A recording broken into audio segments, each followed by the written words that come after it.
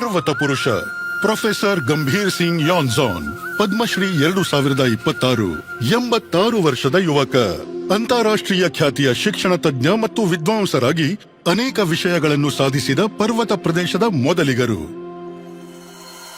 ನಾನು ಕಾಲಿಂಪಾಂಗ್ನ ಸಿಂಜಿ ಎಂಬ ಸಣ್ಣ ಹಳ್ಳಿಯಲ್ಲಿ ಜನಿಸಿದೆ. ಆ ದಿನಗಳಲ್ಲಿ ಆಧುನಿಕ ಸಾರಿಗೆ ಮತ್ತು ಸಂವಹನ ಇರಲಿಲ್ಲ, ಆದರೆ ಅದು ನನಗೆ ವರದಾನವಾಗಿತ್ತು. ನಾವು ಸುತ್ತಮುತ್ತಲಿನ ಪ್ರಕೃತಿಯೊಂದಿಗೆ ಸಂಪೂರ್ಣ ಸಾಮರಸ್ಯದಿಂದ ಬದುಕುತ್ತಿದ್ದೆವು. ಅವರ ಹೆತ್ತವರ ಕನಸೆಂದರೆ ತಮ್ಮ ಮಕ್ಕಳನ್ನು ಆಧುನಿಕ ಶಿಕ್ಷಣ ಮತ್ತು ಉನ್ನತ ಪದವಿಯೊಂದಿಗೆ ಸಬಲೀಕರಿಸುವುದಾಗಿತ್ತು.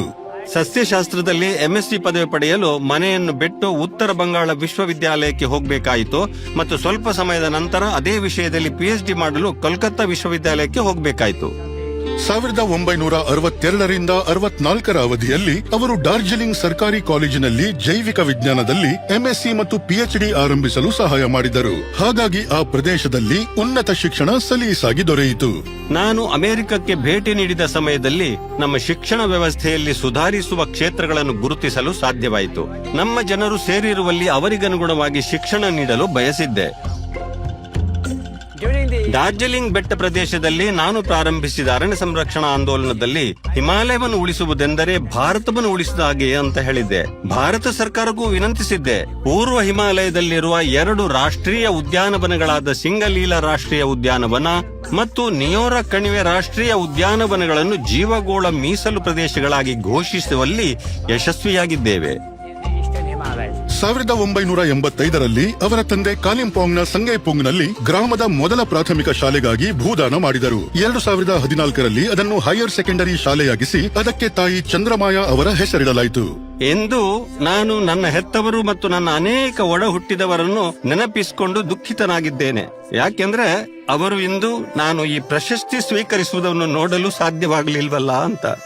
ಪುಸ್ತಕಗಳು ನನಗೆ ತುಂಬಾ ಪ್ರೇರಣೆ ನೀಡುತ್ತೆ. ಪುಸ್ತಕದಿಂದ ನನಗೆ ಸದಾ ಹೊಸ ಒಳನೋಟ, ಹೊಸ ಜ್ಞಾನ ಮತ್ತು ಮಾಹಿತಿ ಸಿಗುತ್ತೆ. ನನಗೆ ನನ್ನ ಹೆಂಡತಿ ಮತ್ತು ನನ್ನ ಕುಟುಂಬ ಸದಸ್ಯರಿಂದಲೂ ಸಾಕಷ್ಟು ಸ್ಫೂರ್ತಿ ಸಿಗುತ್ತದೆ. ಕಾಲಿಂಪಾಂಗ್ನಲ್ಲಿ ಅವರ ಟಿಂಬರ್ ಇಕಾನಾಮಿಕ್ ಮಾಡೆಲ್ ಸುಸ್ಥಿರ, ಕಡಿಮೆ ನಿರ್ವಹಣೆಯ, ಪರಿಸರ ಸ್ನೇಹಿ ಜೀವನೋಪಾಯವನ್ನು ಸೃಷ್ಟಿಸಿತು. ಆಲೋಚನೆಗಳನ್ನು ಮೂಲ ಸೌಕರ್ಯವನ್ನಾಗಿಸಿ ಅವರು ವಿಜ್ಞಾನ ಆಧಾರಿತ ಕಲಿಕೆಯನ್ನು ಉತ್ತೇಜಿಸಲು 1981ರಲ್ಲಿ ಹಿಮಾಲಯನ್ ಸೈಂಟಿಫಿಕ್ ಇನ್ಸ್ಟಿಟ್ಯೂಟ್ ಅನ್ನು ಸ್ಥಾಪಿಸಿದರು.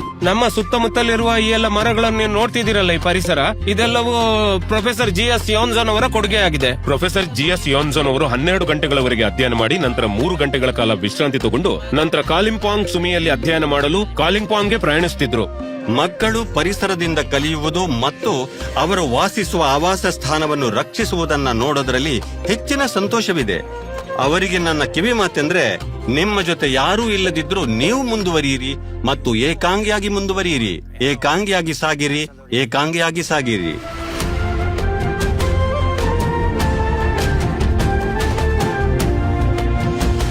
ಪ್ರೊಫೆಸರ್ ಗಂಭೀರ್ ಸಿಂಗ್ ಯಾನ್ಸಾನ್ ಪದ್ಮಶ್ರೀ 2026. ಕೋಟಿ ಕೋಟಿ ನಮಸ್ಕಾರ.